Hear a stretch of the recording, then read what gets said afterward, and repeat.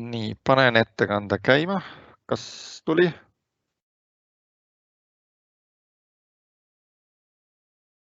Kas keegi, Toomas, saaksid öelda, kas ettekanne Jaa, on näha kõige? on täiesti Super. olemas.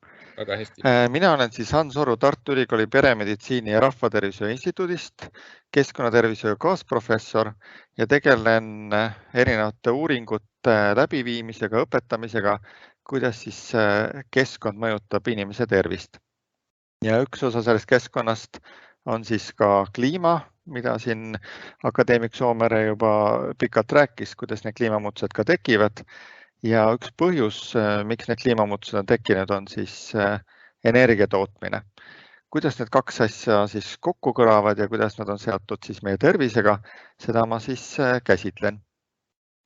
Ja üsna palju püüan ka seostada sellega, mida me ka ise saaksime teha ja mida saaksid teha siis ka KOV-id, kuna väga palju on siin lokaaltasandi otsustajad, et siis toon sisse ka neid küsimusi, mõningaid mõtted, mida siis KOV-id saavad teha, et neid kliimamuutuseid ka siis leevendada ja kuidas nendega paremini kohaneda. Nii, aga võib-olla läheks siis nende teemade juurde, et saite siit lugeda, et millest meil tuleb siis juttu. Et eelnevalt oli siin ka mainitud seda ENMAK-i, energiamajanduse arengukava. Et praegu on meil käsil, mitte mul, aga põhimõtteliselt siin Eestis on käsil uue tegemine, aga ma olin natukene seotud eelneva ENMAK 2030 juures, kus me siis vaatasime, kuidas energiasektorist tulenev õhusaaste, et üks saasteaine on siis eriti peened osakesed, mis on siis väiksemad 2,5 mikromeetrit, tekivad põlemisel, kuidas nende sissehingamine siis mõjub negatiivselt inimeste tervisele. Ja baasaastaks oli seal siis 2012 heited ja siis selline tuleviku nägemus oli 2030. Ja mis on siin huvitav, et tegelikult me oleme juba tunduvalt lähemal 2030-le kui siis selle baasstsenaariumile 2012, kuna me oleme 2022 aastas. Et siin on üsna palju erinevaid numbreid, aga kui me näiteks vaatame seda transpordi osakaalu, siis teadmistepõhine stsenaariumiga me 8 aasta pärast peaks olema juba mõjusid siin üle 80% vähendanud. Et need numbrid on siin siis sellised varajased surmad, me ütleme selle kohta, ehk siis kui tavapäraselt võiks ju inimene elada hüpoteetiliselt 120, praktikas üle 80 aasta, aga tänu sellele, et ta näiteks õhusaastet sisse hingab, ta elab 10 aastat vähem. Keskmiselt natuke vähem kui aasta vähem, aga siis mõned inimesed on siis tundlikumad. Slaidi ei näha praegu. On ainult ülemine tekst näha, ma igaks juhuks ütlen. Nii, kas tuli? Millegipärast jah, ainult päis on nagu, et need pildid või tekst, mis sul seal slaidil on, et ei tule järgi. Okei, siis ma ei oska sellega väga palju midagi peale hakata. Aga võta siis slaidivaade ära, lihtsalt presentatsioonivaade, näita lihtsalt seda nii-öelda lehekülge, nii-öelda töövaates ja siis on vähemalt näha. Ja võib-olla need vahetuse asjad siin ei toimi siis. Kas praegu tuleb tekst? Või on ka ainult pealmine osa? Ja nüüd on olemas. Järgmise slaidi ülemine osa, jah. Jah, hea küll. Aga ma räägin, millest selles ENMAK-is võib-olla selline põhipüant siis on. Et kus see nagu põhiosa sellest mõjust siis tuleb, et meil on need nii-öelda varased surmad, on ju. Et kui kokku energiamajandusest neid on siin natuke üle 500, siis transport sellest on 200 suurusjärgus 2012, siis kohtkütte on isegi veelgi rohkem, kuna tegelikult see põlemine ei ole seal eriti efektiivne, siis kaugkütte on umbes 10 korda väiksem kohtküttest, kuna suurtes katlamajades see põlemise protsessid on oluliselt efektiivsemad. Ja siis elektri tootmine on ka suurusjärgus siis sarnane selle kaugküttele, kuna need elektrimajade katlajaamade siis korstnad on hästi kõrged ja see nii-öelda saaste hajub ära hästi kõrgele, suurele territooriumile ja siis see tervisemõju selle tõttu ei ole nii suur. Võrdluseks, kui näiteks meil on ahiküttega maja, et see koostisena madal, sealt see saaste ei haju suurele territooriumile ja siis see mõju on ka selline lokaalsem, et tegelikult ma hingan nagu suhteliselt rohkem saastet siis sisse. Ja mis see ENMAK-i ka mõte oli, et see põlevkivi energeetikast tulenev saaste siis 2030 peaks väga palju vähenema, et milliseks saab ta olema. Kui võtan praeguse situatsiooni, siis ega ma päris täpselt ei tea, et ühtepidi on meil need eesmärgid, aga teistpidi on siis näiteks praegune olukord, mis siis sõjaolukord, mis siis seda energeetikat ka mõnevõrra siis ümber siis mängib. Ja mis me ka tollel hetkel hindasime, et kuna selle põlevkivi kasutamine elektri tootmisest läheb rohkem siis põlevkiviõli tootmiseks, et siis õli tootmise sellised emissioonid, heited suurenevad ja tervisemõju sealt ka mõnevõrra siis suureneb. Mida me ka näinud oleme oma uuringutest, et sellised baasnäitajad, et näiteks oodatav eluiga, et kui me võrdleme Ida-Virumaa inimest, kus siis enamus sellest põlevkivi energeetikast paikneb, et siis on 4 aastat väiksem kui Tallinnas ja Tartus sündinud siis lapsel. Et see oli 5, praeguseks hetkeks on ta 4, et natuke on paremaks läinud, aga ikkagi see vahe on suur. Siis kui me vaatame teisi statistiklisi näitajaid, näiteks südame-veresoonkonna haigused või hingamiste haigused, et neid on seal rohkem ja ka siis meeste hulgas on siis haigestumus kopsuvähki siis suurem. Siin on küll ka see faktor, et ka mehed suitsetavad Ida-Virumaa rohkem kui siis Eestis keskmiselt, aga mingil määral on siis ka muud tegurid.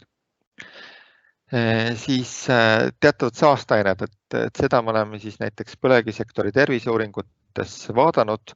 Esimene neist oli 2015 ja siis oleme ka hiljem teinud uuringuid, mis on siis näidanud, et näiteks üks selline tööstuspõhine saasteaine benseen, et kui sinu kodukohas on seda rohkem, et siis on sul suurem risk südamehaiguste ja mitmete hingamisteede haiguste tekkeks ja samamoodi nende peenosakeste ja eriti peente osakestega, et ka need suurendavad siis erinevate hingamisteede, aga siis ka südame-veresoonkonna haiguste riske.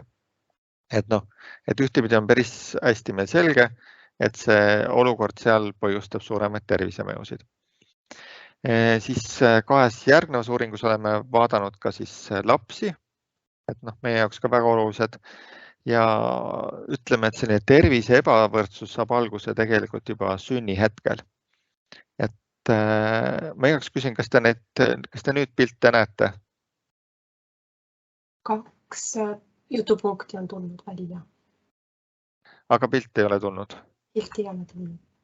Okei, siis ma 1 minuti võtan ja ma teen selleks ikkagi et mul on see PDF ka olemas, ma jagan parem seda siis. Et tõenäoliselt see värk ei tööta ikkagi. Et siis on teil kole halb, kui te ei näe neid pilte. Ja, PDF formaadis vähemalt on kogu pilt nagu näha, mis nagu slaidid on olnud. Saame hakkama küll.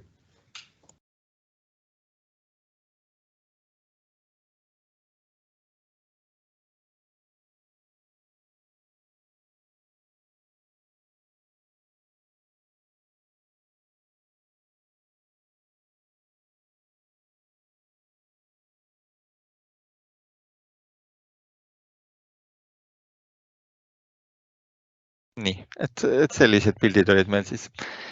Nii, ja siis vasakpoolne alumine pilt, et siin on näha siis keskmine sünnikaal. Et tegelikult kui laps sünnib väiksemana, siis hiljem on tal risk väga palju erinevate haiguste tekkeks. Suurem, risk on kõigil olemas, aga nendel on siis suhteliselt suurem risk. Ja siin on näha, kuidas Ida-Virumaal sünnikaal on ikkagi kõigist teistest maakondadest enam kui 100 grammi siis väiksem. Et see, millest see ka Ants, ma korra segan vahele, et meieni pilt veel jõudnud ei ole, et ta mõtleb praegu seda pilti alles lahti ilmselt või seda faili. Et me jälgime endiselt seda ekraani ja väikest käekella keset ekraani. Okei. Muidugi, mis sa selle infoga peale hakkad, see on nagu teine teema. Nii, ei tule ikka, jah? võib-olla paneme siia linki loengumaterjalidele, et siis saab igaüks ise ka slaidi lahti teha soovi korral.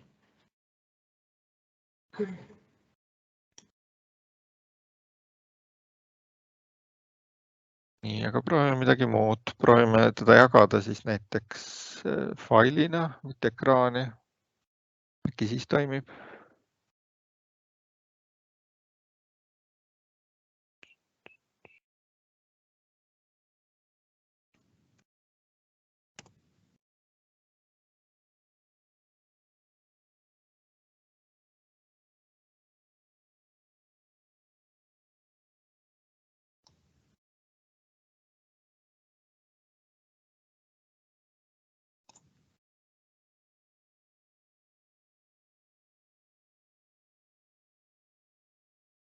Nii, kuidas nüüd on?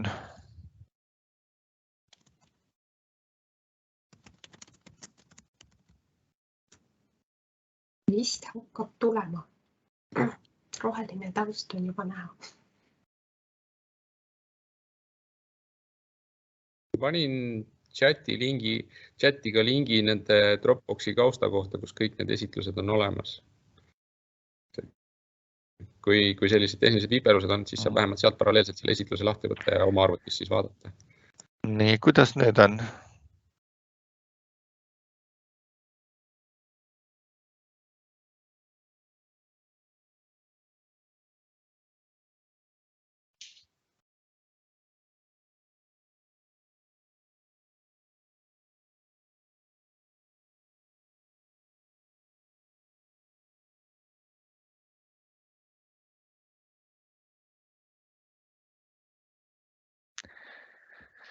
Nii, aga ei tule hästi. Ma lähen korra välja ja proovime siis uuesti. See vahest ka aitab.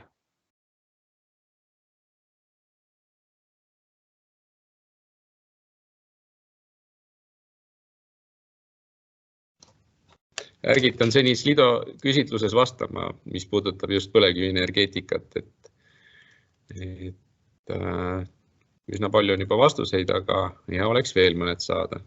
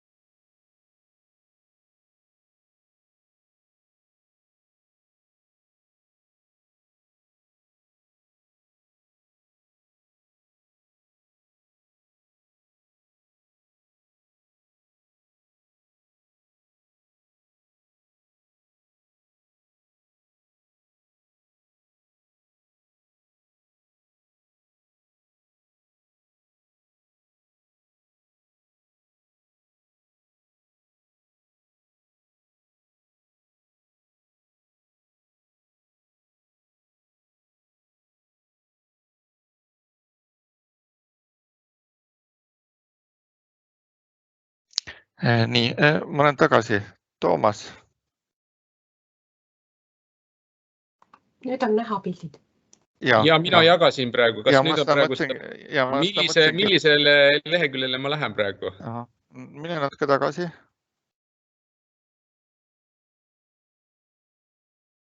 Veel tagasi. Veel, kus me jääme? Vist tuli veel tagasi, jah? Veel. Nii, mõt sellele. Aga saad sa Ctrl-L-i ka vajutada, et siis ta läheb suureks. Siis ma ütlen, et kui järgmine slaid, et äkki saad niimoodi aidata. Aga kui vajutada... Mul on PDF-ina tehtud, et ta nagu... Ja, aga kui sa PDF-is vajutad Ctrl-L, et siis ta läheb täisekraaniks. Ei, funktsioon ei toimi. Aga kuidas näha praegu on? Kas keegi saab kommenteerida? Hästi. Aga kui sa võtad fail... Lähme nii edasi. Jah, aga kui võtta fail ja siis seal on see täisvaade.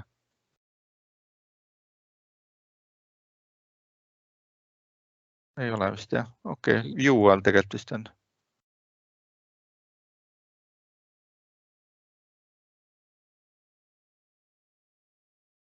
Okei, jah, siin ei tööta. Lähme praegu selle formaadiga edasi.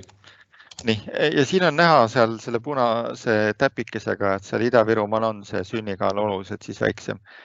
Teine tegur on see, mis seal paremal pool näha on, et jällegi Tartu, Lääne-Virumaa ja Ida-Virumaa, et selline näitaja nagu väljaengatav lämmastikoksiid, et see näitab, et sinu hingamisteed on põletikulised ja on väga suurem risk, et tulevikus võib kujuneda sellest siis astma. Et sellise nii-öelda tuleviku astmariski indikaatoriks ja seda on Ida-Virumaa lastel ka siis oluliselt siis rohkem. Järgmine slaid. Et kuidas nüüd see energiamajandus seda kliimamuutust siis intensiivistab? Et eelnevalt tuli juttu ka siis sellest CO2-st on ju, et kui meil on see energia tootmine, siis seda CO2 tekib sellest rohkem ja see siis võimendab kasvuhooneefekti. Siis teine, millest oli ka juttu ennevalt, et CO2 pole ainus kasvuhoonegaas ja teine osa nendest on näiteks lühiajalise kliimamõjuga saasteained. Et metaani mainiti, aga peale metaani on ka tahm, et mida tumedam on siis atmosfäär, seda rohkem ta siis ka seda sooja endaga nii-öelda ligi tõmbab. Ja siis ka üks selline saaste nagu osoon, et ka see suurendab siis seda kliimamuutust nii-öelda intensiivistab, kui palju siis need kliimamuutused siis tekib. Järgmine slaid.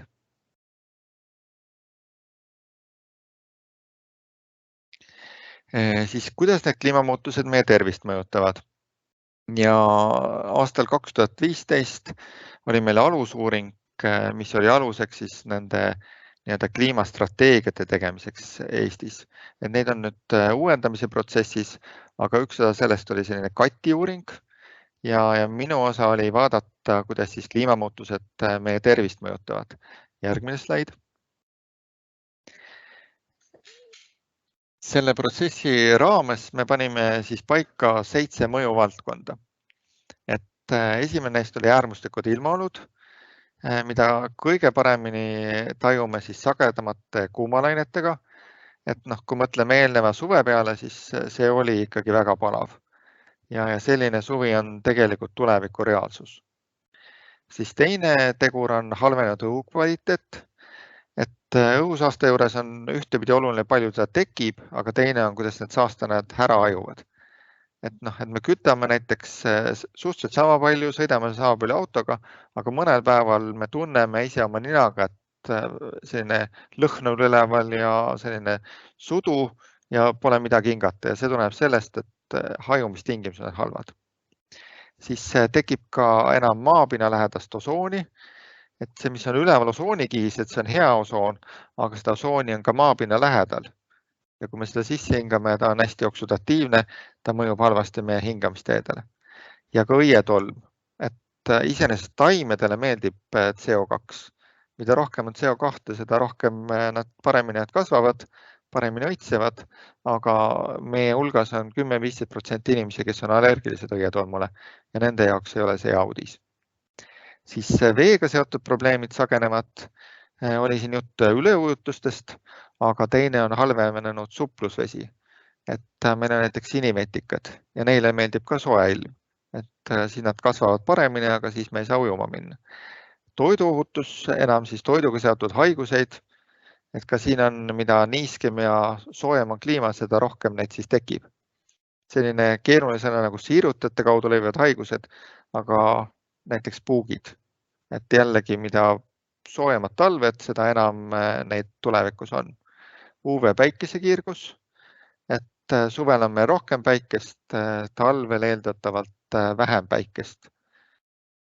Et miks on suvel nagu päike halb, et no näiteks kui on väga intensiivne UV-kiirgus, see päikesepõletus ja nahavähirisk on suurem. Talvel, miks on hea, kui on päike, et sellist talvist masendust siis vähendada. Et kui vanasti oli november kõige hirmsam kuu, siis tihti on nii, et nüüd on detsember see kõige halvem kuu. Ja ebavõrdsus tervises, jällegi oli juttu sellest Ida-Virumaa on ja 4 aastat vähem elavast lapsest, aga ka muudes näitajates see ebavõrdsus maailmas suureneb ja oli siin eelnevat juttu ka sellest migratsioonist, et ka need inimesed tegelikult jõuavad tulevikus Eestisse. Järgmine palun.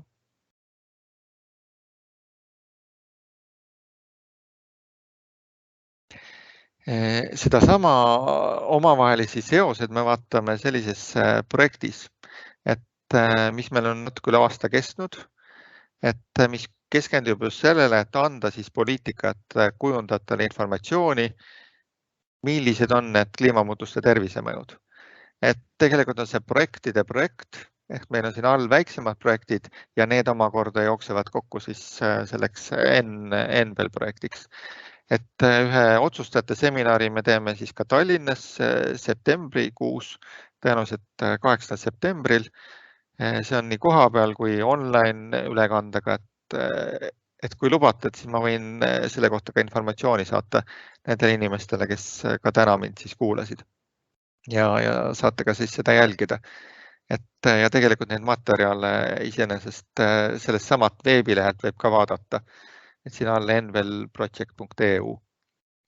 Ja ühtepidi on meil siis need kliimaohud on ju, et mida ma ka siin mainisin, teistpidi on siis seotud nendega terviseriskid, et no näiteks, et sul on suurem riskis hingamisteede haiguste tekkeks, südame-veresoonkonna neeruhaiguste tekkeks, toidupuuduseks on ja siirutajate kaudu levivad haigused ja siis on teatud isikud, kes on siis enam tundlikud.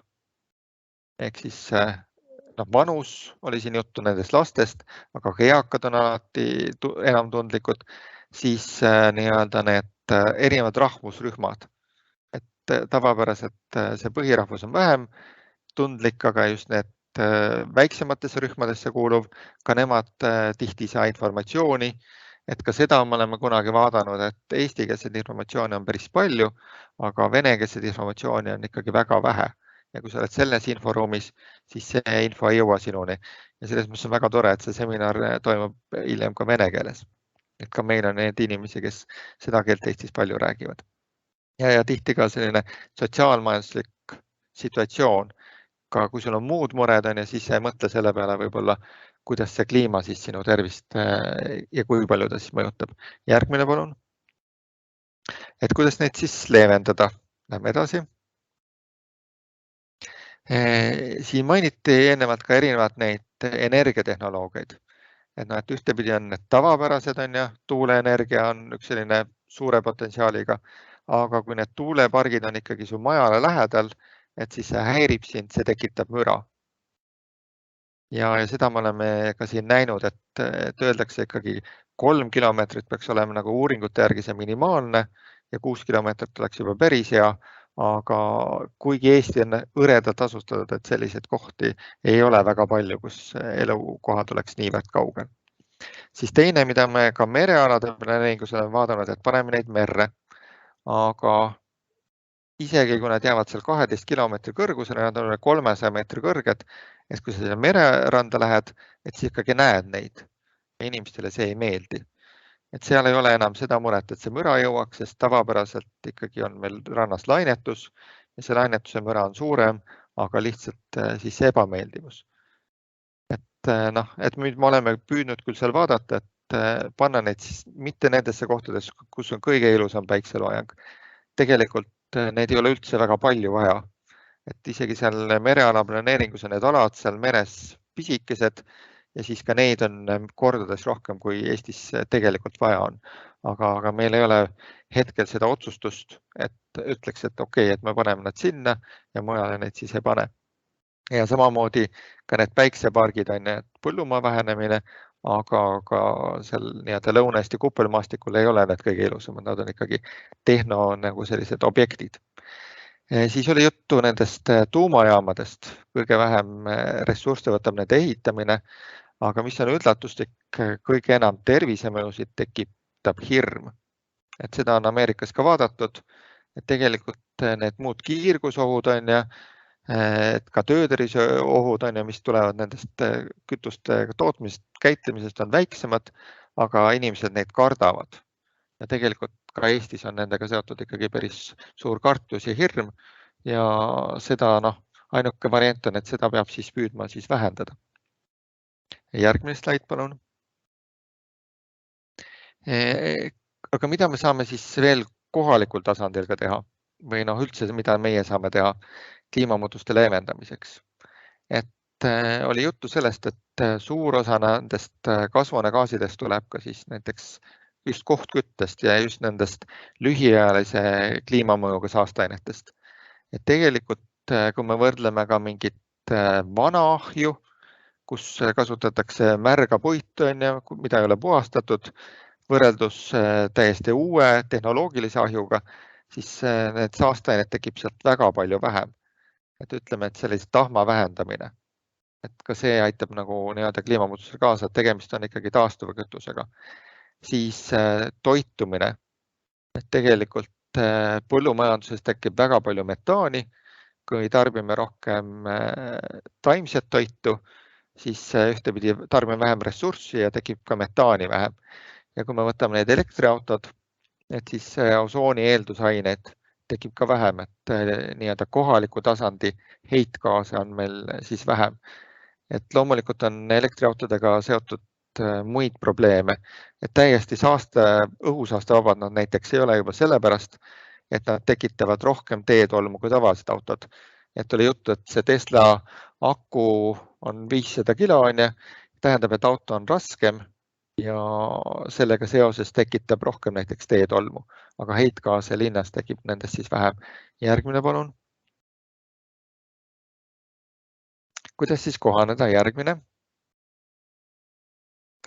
Et selles samas Enbeli projektis, mis me vaatasime ka, et mis on need võimalused. Et üks osa võimalustest on siis tegevusplaanid ja hoiatussüsteemid. Teine osa on, et me muudame oma keskkonda ja siis kolmas osa sellest, et me muudame oma siis käitumist. Et lähme edasi. Loomulikult kõige aluseks on hea plaan. Et see analüüs on meil siis aastast 2018, kus me vaatasime Euroopa suuremates linnades, et kus on olemas siis nii-öelda kliimamuutuste leevendamise ja siis kohanemise plaanid. Ja tegelikult ikkagi väga vähe. Et praeguseks on see olukord paranenud. Et ütleme, et need leevendamise plaanid enamasti suuremates linnades on olemas. Pooltes hakkavad tulema ka need kohanemise plaanid, aga tegelikult on ikkagi palju linnasid, kus need endiselt ei ole. Et Eestis on õnneks Tallinnas, Tartus ka need plaanid tulnud. See seotub ka sellise mainekujundusega, näiteks linnapeade pakt, millega siis liituti, aga millega tekkis ühel hetkel ka kohustus, et tuleb tekitada siis sellised plaanid. Järgmine, palun. Siis teine osa nendest leevendamisest on ka siis hoiatussüsteemid ehk siis kohanemisest. Ja siin on näiteks Keskkonnaagentuuri ilmaleht, et neid visuaale, mis mul siin oli, te nagu ei näe, aga siin vasakul on näha siis selline kaart. Aga seal üleval on kollane kast ja ma arvan, et ükski inimene, kui ta ei tea, ta ei märka seda. Aga sinna saab klõpsata ja siis sealt tulevad ilmahoiatused. Ja sealt tuleb näiteks, et praegu on kõva torm, mida siis teha või et kuumalaine, mida siis teha, aga tegelikult teinekord need hoiatussüsteemid jäävad meile märkamatuks. Ja aga tegelikult on see kõige efektiivsem viis, kuidas siis tegelikult inimestele seda informatsiooni siis anda. Et ma olen ka natukene diskuteerinud Keskkonnaagentuuriga, et seda võiks parandada, et näiteks Ilm+ äpp on nüüd, aga ka seal sul peaks olema see esikaanel blinkima su ees, et siis sa seda märkaksid, aga mitte kuhugi siis vajutades. Nii, siis lähme edasi. Siis mõningad halbu näited ka, et mida siis vältida. Et siin on juttu olnud hiljuti siis Pronksi tänaval, kus toimus siis see raie ja kus inimesed protestisid selle vastu ja kus omavalitsus ütles, et jah, et natukene oli meil informeerimisega siis raskuseid, aga kõik puud istutame tagasi. Aga miks see haljastus on siis oluline, et tegelikult see aitab väga palju kuumalainete ajal. Et need väikesed puukesed, põõsakesed seal tänavääres on küll ilusad, aga nad ikkagi ei kaitse nii palju need majafassaade siis selle päikese eest, et puud on ühed sellised efektiivsemad varju siis pakkujad. Ja siis vasakpoolsel pildil on siis Haapsalu üks peatänav, et mis meil siin natuke rohkem kui aastaga tagasi samamoodi toimus seal lageraie. Et tihti on nii, et need kommunikatsioonid on tähtsamad kui siis inimene. Ütleme, et peame uued torud panema ja siis peame ka kõik puud maha siis võtma. Aga ei mõelda, kuidas saaks ikkagi seda haljastust siis säilitada. Lähme edasi.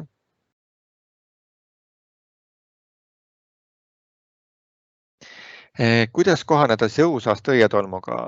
Et siin on üks variant, et me filtreerime seda õhku. Et tegelikult saab ventilatsiooniseadmetele panna ka erinevaid filtreid, õietolmufiltreid, aga siis ka aktiivsöega töödetud filtreid ja see siis vähendab seda saastust siseruumides. Siis õietolmu suhtes on oluline ka, et milline on meie linnade haljastus. Selline väga huvitav markantne näide, kuidas Norra allergiaühing toetas siis kaskede istutamist mitmesse linna. Aga kased on väga allergeensed ja inimesed ei mõelnud selle peale, et ongi, et tegelikult me peaks mõtlema ka sellele, et millised muid me istutame, et puud on kõik väga head, aga peame mõtlema, et need ei suurendaks siis seda allergiariski. Nii, lähme edasi.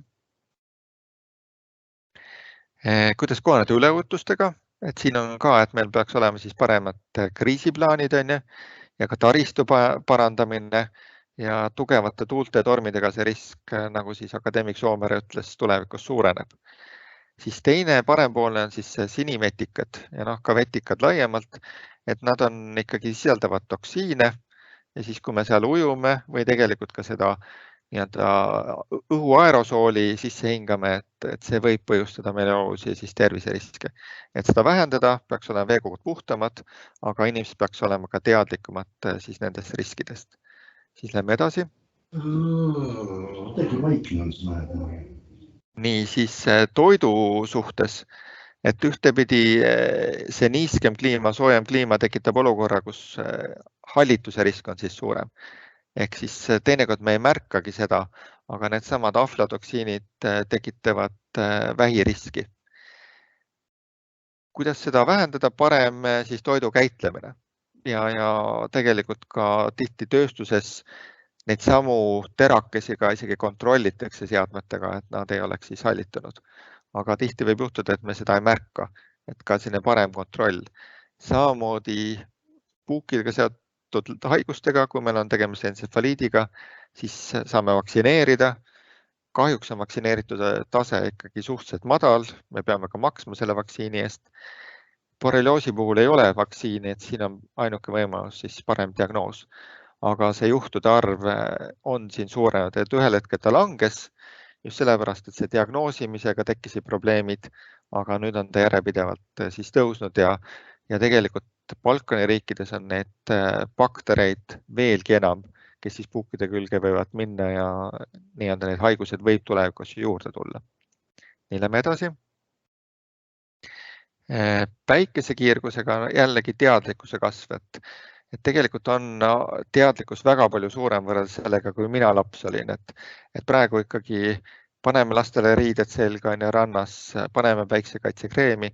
Kui ma väike olin, siis ei olnud meil eriti seda teadmist. Siis nende sombuste ilmadega siis selline psühholoogia nõustamine on ju, aga tegelikult on see nagu pigem teoreetiline, sest meil neid inimesi ei jätku. Ja teistpidi kliimamudelid näitavad, et meie tingimustes on ka oluliselt rohkem nullilähedasi ilmasid. Ehk siis see libeda tõrje muutub veelgi olulisemaks tulevikus. Nii lähme edasi. Oli juttu ka migratsioonist, haavatavusest. Et kui me vaatame siin vasakul pool on ju, siin on näiteks kuuma suhtes haavatavate rühmade paiknemine. Et kus on rohkem haavatavad, on see, kus on rohkem siis kuumalained, nagu näiteks Kagu-Eesti ja kus on ka rohkem eakaid, on ju, ka Kagu-Eesti ja siis ka suuremad linnad, kus meil on palju inimesi.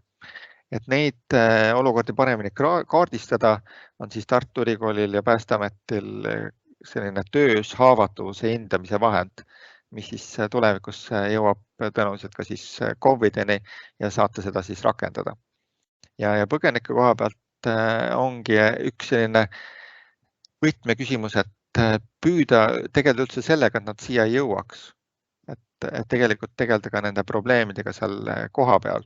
Et me oleme ikkagi rikkad riigid ja saame seda olukorda parandada, sest tegelikult enamik neid kliimapõgenikke ongi, nad kõnnivad siin ja nad ei jõua Euroopasse. Et Euroopasse jõuavad pigem majanduspõgenikud, aga seal koha peal naaberriikidesse jõuavad siis kliimapõgenikud. Nii, ja siis kokkuvõtteks, et see praegune energiamajanduse sektor nagu Ida-Virumaa tervisenäitajad näitavad, et meil on oluline mõju inimeste tervisele.